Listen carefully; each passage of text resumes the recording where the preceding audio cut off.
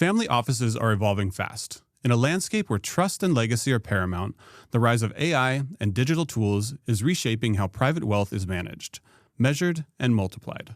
But what does innovation look like when your mandate isn't just performance, but continuity, privacy, and values? Today, we're diving into that question with one of the leading voices in the space. Hi, and welcome to Wealth Insider, a podcast by Performative. This is where industry meets insight, where we sit down for honest and engaging conversations with voices from every corner of the financial world. Together, we explore trends, strategies, and partnerships that are shaping the future of wealth management. Wealth Insider brings you closer to the people and the ideas that are driving the industry forward. Hi, and welcome back to Wealth Insider. I'm your host, Christian Lindvall, Global Commercial Director for Performative. And today I'm thrilled to be joined by François Botha, founder and CEO of Simple, and someone who comes immediately to mind when we talk about the future of family offices. You may have also read his articles in Forbes, where he covers everything from digital transformation to succession planning. François, welcome to the show. Thanks, Christian. Nice to be here.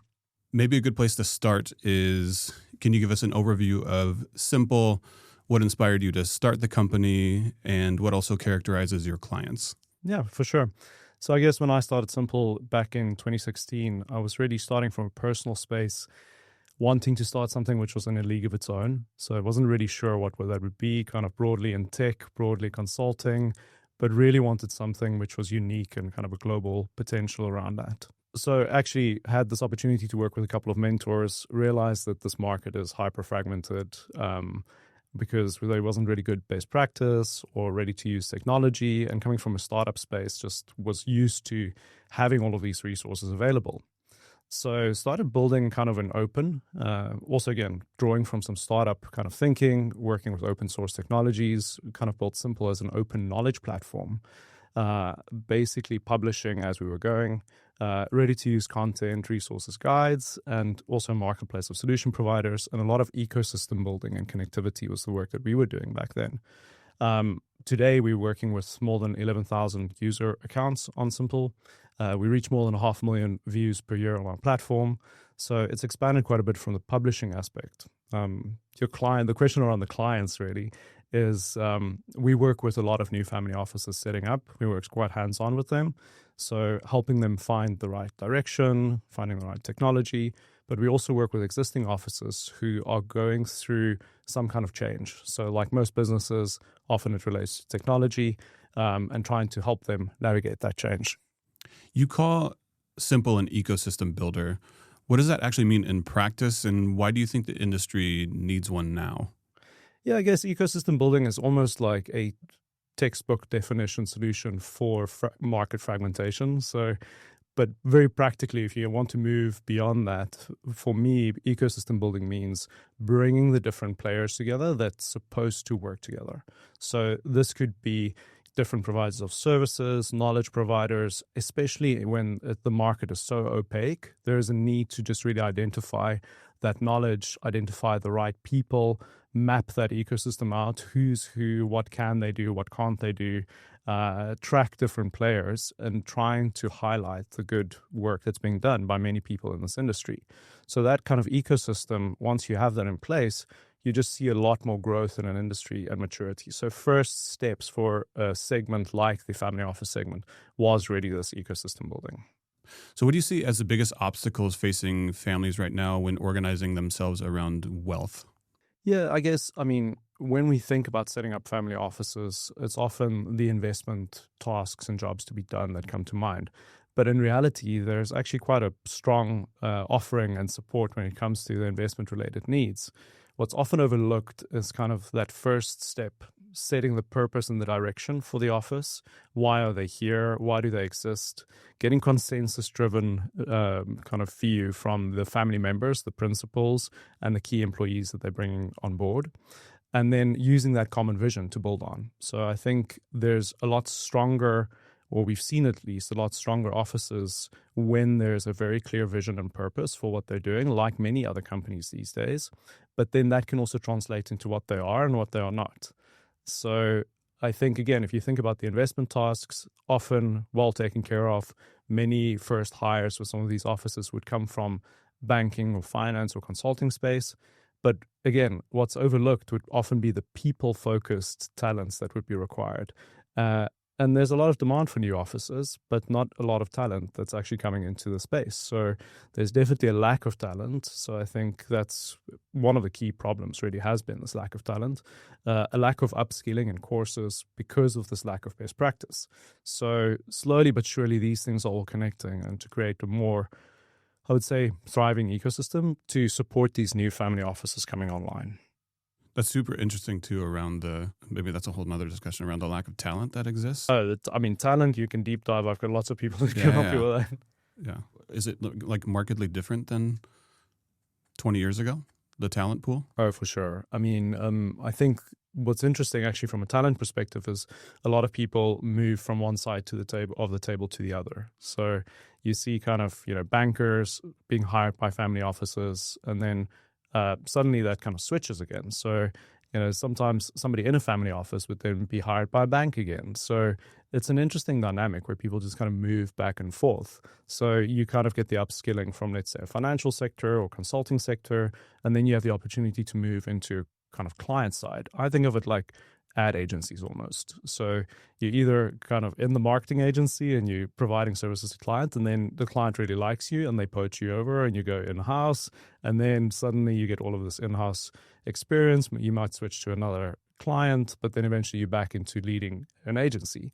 And, again, just going on about this fragmentation of this market, often these providers just don't sit on the same side of the table as the families. So there's a lot of work that needs to be done around that.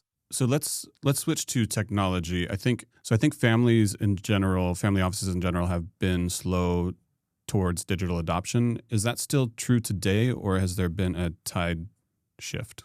We've been tracking this market for a couple of years now, and we definitely see an uptick in the desire around technologies. I mean, one way that we see it is we've been tracking a search term, family office software, which basically only started almost when Simple started in the beginning. So this is a very new term. So that's one way that we can track the interest actually increasing. So there's definitely an increase in adoption as well, but I think the baseline is really low, right? So there's just this incredible space that requires different technologies. There's often a very slow buying cycles, often because of the lack of professionalization from the client side, from the officer side. They don't know what their requirements might be. They don't know what solutions might be out there. They might not be in a space where it could be super pressing for them to find that solution. And because of that, those cycles are just incredibly long and slow, basically. And then you said the industry still relies on Word docs and email for core services setup. What is the cost of that? Yeah, just to unpack that maybe a little bit, I guess if you think about services setup, you think about two potential cases for this happening. It could happen from the office side itself. So an office is looking to set up their own family office. Let's say this is somebody coming from the banking world or a legal world or accounting or even investment professions. They might have a set of tools and documents that they rely on. So those would be the tools that they bring into this new operation, right? So it could be legal documents. Those are Word docs, emails, back and forth core communication, but largely not very sophisticated. And I think there's multiple reasons for this, but not very sophisticated on the in-house space with offices. You also see this with service providers helping the setup of these offices. So you often look at banks, for example, or consulting houses, and depending on who you ask to set up an office, they would have a genesis or starting point for setting up that work. So if you think about consulting work, there's often PowerPoints being used to, map out what a strategy could look like and a bunch of templates to support that. If it comes from a banking space, there are lots of banks or institutions that offer family office services. These departments help with setting up the family offices as well. So when they do that work, there's no real technology that they use to set this up. So the question would be, what kind of technology would they need? Because is it a portfolio management system or an accounting system? That's what comes to mind immediately. But the reality is there's a lot of operational work that's overlooked. So just going back to kind of the idea of new family offices starting up, you need the basics. You need a workplace solution like a Google or Microsoft. You need basic tasks and project and document management. And it's becoming even more important in today's day and age. What do you think is driving the increase in openness to technology in the family office space? It seems, at least when we chat with family offices, it is trending towards generational, but is it also operational or strategic? I think it's both a push and a pull. So push-wise, you maybe have a next generation owner, either in a multi-generation family office that's kind of used to this idea of digital hygiene factors, right? So app-based interactions with various, day-to-day things. That's the one. There are new ways of investing. So some ways of investing require technology to drive that. So you definitely see from a push those kind of factors, as well as things like complexity. So it's becoming more complex to manage, global families. You also see new wealth coming online. So those are all push factors. From a pull perspective, you also see some pull factors. So things like the promise of AI being, providing this, at least if we track the marketing speak, offering this utopia where we don't have to do anything. I think that's a strong pull factor again. And that at least gets a lot of people curious about thinking about what can technology do, because we've seen so much of this marketing speak, and we've tried and tested the waters a little bit, most of us, around, ChatGPT and these types of solutions. So you've written about how technology can support better investment decisions, reporting, and education. Can you give some real-life examples of that? Yeah, investment decisions, it's the basics. So once again, if you have the basic kind of governance documents in a living format, those can be referenced, for example, when you need to make certain investment decisions to make sure that a specific decision is in line with, let's say, an investment policy statement, for example. We've seen with various tools that they're able to uncover mistakes, find ways to save costs, for example. Again, we go back to this opaque nature of this industry. It's sometimes very difficult to find out what things cost. So this could be hidden on, page 79 of like a investment report statement. And this is, again, where technology is just so much more effective to uncover these inefficiencies or cost savings. So AI is everywhere now, but for family offices, discretion and trust is key. How do you see AI fitting into this ecosystem? So totally, Christian, you're right. The AI touches everything. It's interesting, and it's very different to what we've seen in kind of technology revolutions or previous kind of, let's call them revolutions, where industry has really changed. The reason why the AI revolution, I think, is very different today is because it touches all aspects of the organization. So traditionally, when you looked at organizations going through change since the 60s, there's been frameworks like people, process, technology, which have been driving the change when you actually take organizations through a period of change. AI touches all three of these aspects. So people get not replaced, but supported and augmented by agents. Processes, you see things like workflows. And technology, AI is that like technology first infrastructure, really. So you first see this, all organizations are affected by this, including family offices. Of course, in the family office space, you have a couple of more nuanced considerations, things like data being a big thing, privacy and security being a major thing. Again, there's a lot of new solutions coming online that can help with these specific considerations when it comes to privacy, security, data. But you do need to make some decisions in this, really.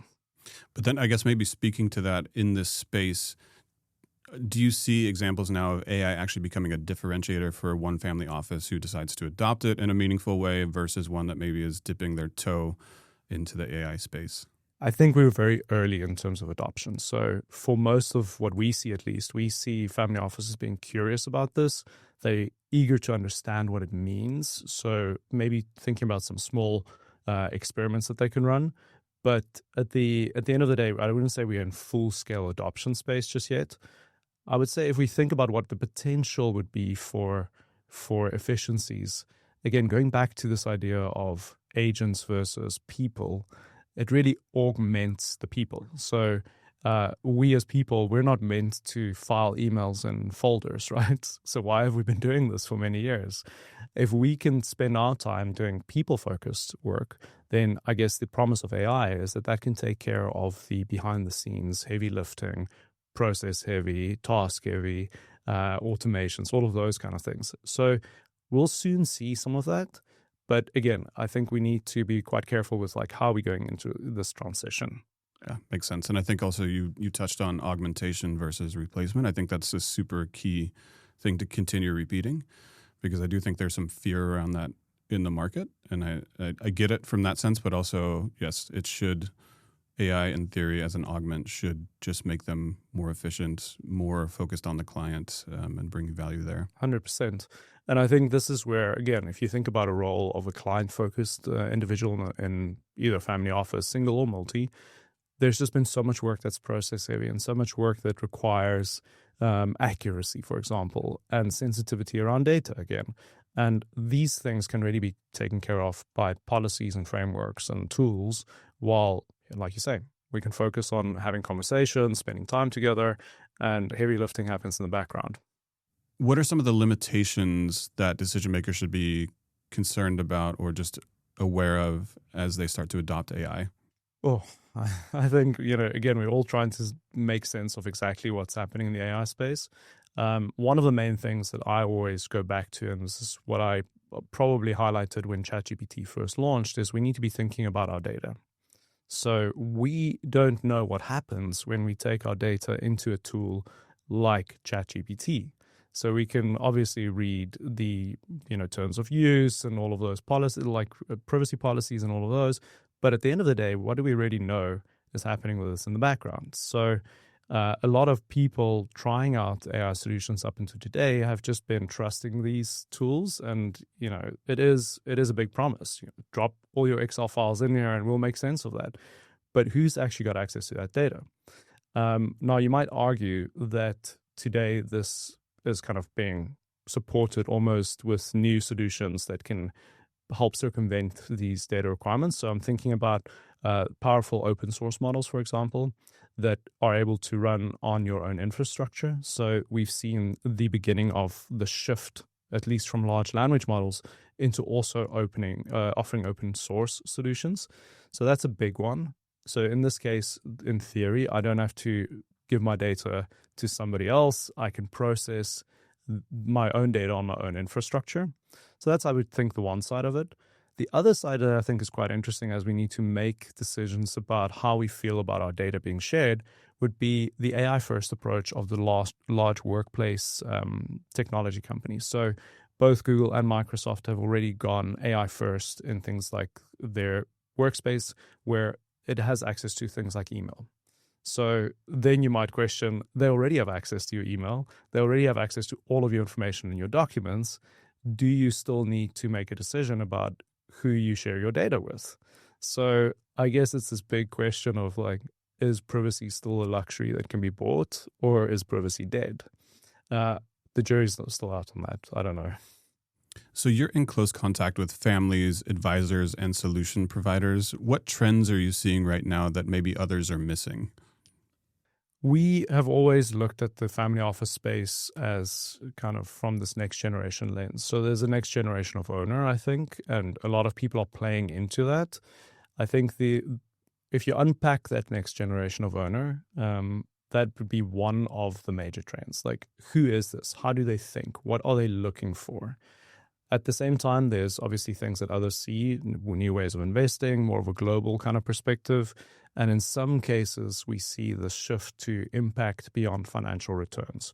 Now, a lot of people, if they think impact, they think ESG, they think about a lot of these tools or frameworks that might have what I call a branding issue. So, but at the end of the day, it comes back to the customer. So who is this customer? If we think about the principal or the decision makers in these offices, who are they and what are they looking for? So being customer first, you can really see like where the market is going. So if there is a wealth owner or a principal that is looking to direct some of their capital into an area that matters to them, providers need to meet that need. So technology needs to be able to track that. Investment offerings need to be able to support what their desired outcomes would be. So regardless of whether we think about it as, say, ESG or impact investing, it's almost values-aligned investing. So it's asking the question, what values do you have or what do you value? And then supporting your investment decisions through those values, basically. And if you think about it, it's just it's a shift worldwide.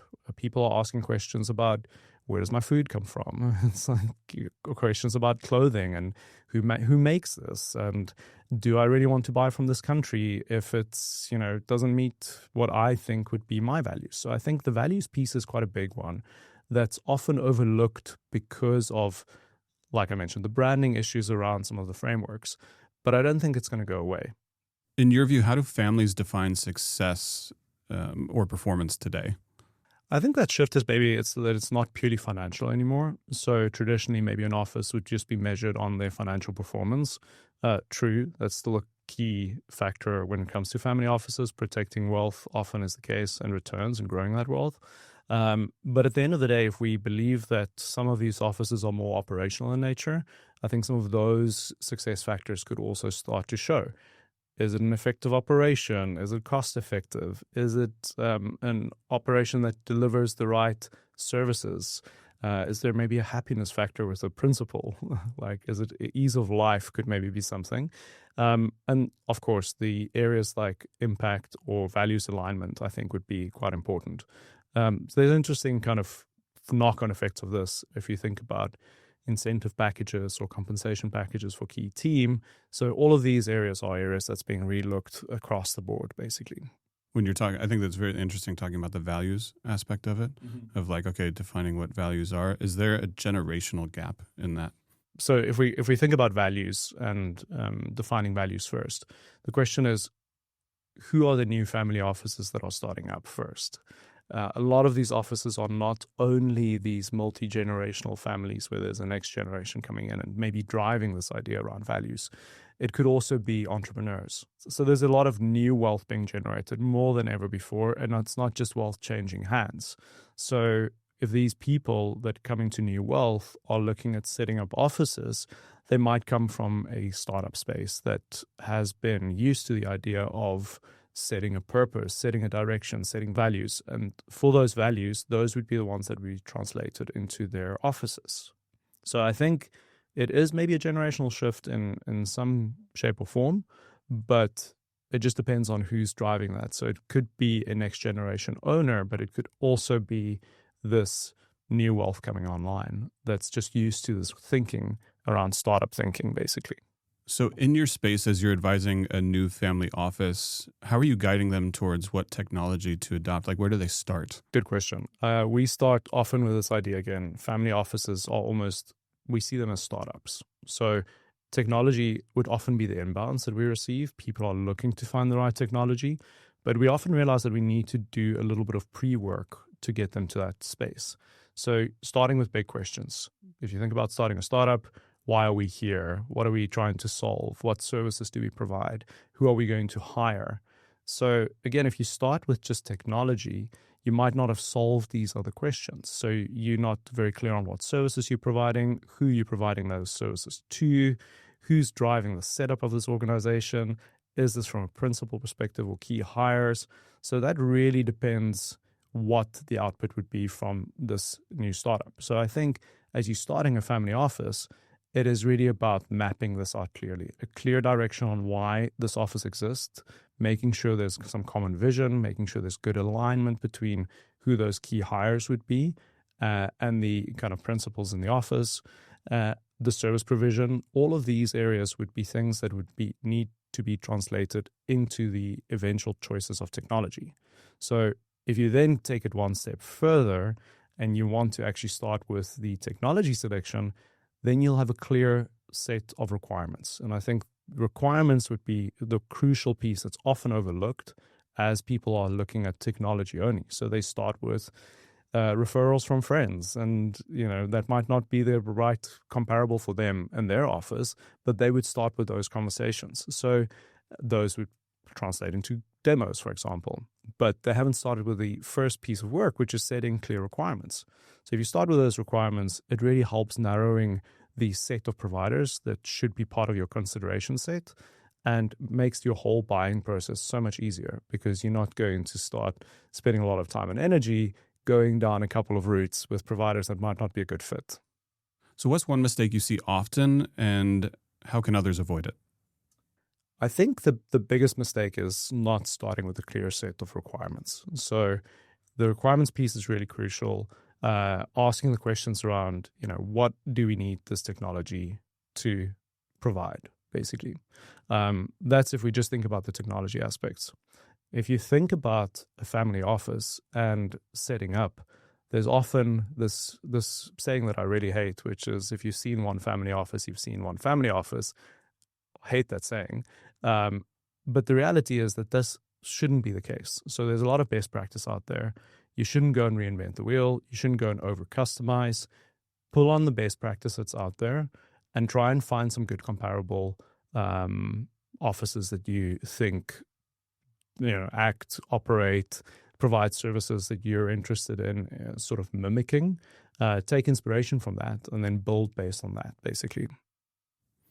Maybe to that point, if you're a new family office and you're looking for inspiration, is the community open in that way, right? Where a family office who's looking to form can reach out to more established family offices. Is there a good back and forth? Are they open to that? I think a lot of offices are very open to share in the right context. So I think there's always been a little bit of a guarded nature when it comes to offices, especially because they've just been sold to. And if you're constantly sold to because you're seen as a potential investor, or you're seen as a buyer of really expensive niche technology, then often they have their guard up. So, but at the same time, if there's a very targeted conversation that's started between two offices, they're often open to sharing. And I think that's also a lot of the work we do, is trying to find the right people to speak to. So that could be an office, it could be another office, it could be a niche advisor, it could be somebody who was within a financial institution that we know would be a great educator that can share the right insights. It could be somebody within a technology vendor who we know, again, takes this kind of seriously when it comes to sharing insights and sharing best practice. So it could be somebody across the spectrum, but I think speaking to other offices that's outside of your close-knit group is probably a good idea. So when you look 5 to 10 years ahead, what does an ideal family office look like? Yeah, I think a couple of changes that we've discussed today would probably come into play. So it's probably an office that is highly sophisticated, small, tech-enabled, being able to be very intentional and impactful with their investment decisions to invest towards the world that they would like to live in. So values-aligned type of investment, and supported by strong technology. So again, maybe it's just a key layer of technology infrastructure that's AI-enabled to power all the hard work within the office, and then supporting the people to basically be a small team and be super agile and do the best that they can for what that office would be. And maybe a good place to end. What's next for Simple? What's exciting to you about the future for your company? Simple is really focused on supporting family offices with the agentic transition. We've been doing this work in the technology space, so it's a natural evolution for us. We've seen a very much an overlooked area would be the family office CEO role that really hasn't been supported by technology up until now. It's really looking at CFO roles and CIO roles, accounting and investing platforms.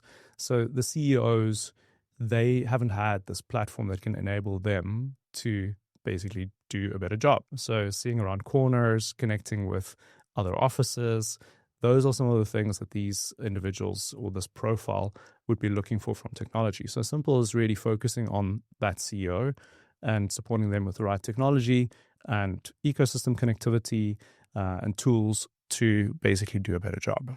Fantastic. Let's end there. François, thank you so much for joining us today. It's been a pleasure, and looking forward to having you back in the near future. Thanks, Christian. Nice to be here. That's it for this episode of Wealth Insider. If you enjoyed this conversation, be sure to subscribe to the show wherever you get your podcasts.